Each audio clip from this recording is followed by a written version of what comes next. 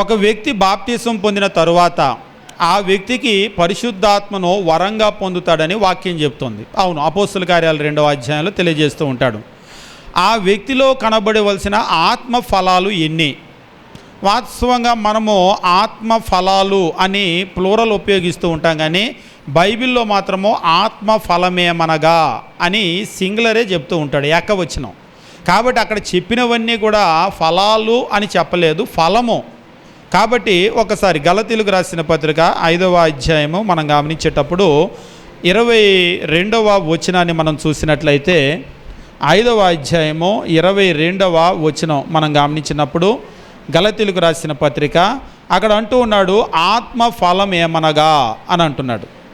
కాబట్టి అక్కడ చెప్పినటువంటి ఆ లిస్ట్ అంతా కూడా ఆత్మ ఫలమే. అయితే మన వాళ్ళు ఏం చేస్తూ ఉంటారంటే మామూలుగా ఒక్కొక్క దాన్ని ఒక్కొక్క ఫలము కింద చెప్తూ ఉంటారు, కానీ అక్కడ అలా చెప్పలేదు. ఆత్మ ఫలము ఏమనగా అని చెప్పేసి అన్నాడు.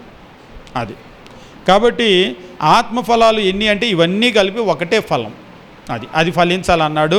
అవి ఇతరులకు ఎలా తెలుస్తాయి అంటే, ఒకవేళ నేను ఆత్మఫలాలు ఫలించానో అనేటువంటిది ఎలా తెలుస్తాయి అంటే ఆ గుణగణాలు మనలో ఉండటాన్ని బట్టి తెలుస్తాయి. ఉదాహరణకి ఇక్కడ చెప్పినట్లుగా ఆత్మఫలము అని చెప్పేసి అన్నాడు కదా, అన్నటువంటి వాటిలో ప్రేమ మొదటిది.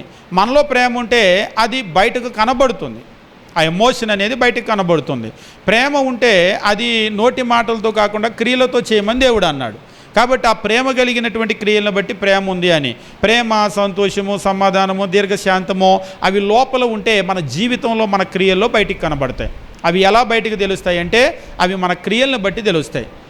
అదే బైబిల్లో కూడా మనం గమనించినప్పుడు బాప్తిసం ఇచ్చే యోహాను కూడా చెప్తూ ఉంటాడు, మారు మనస్సుకు తగిన ఫలాలు ఫలించండి అని అంటాడు. కాబట్టి మారు మనస్సు మనలో వస్తే అది క్రియలు చేయాలి, ఆ క్రియలను బట్టి తెలుస్తూ ఉంటుందన్నమాట.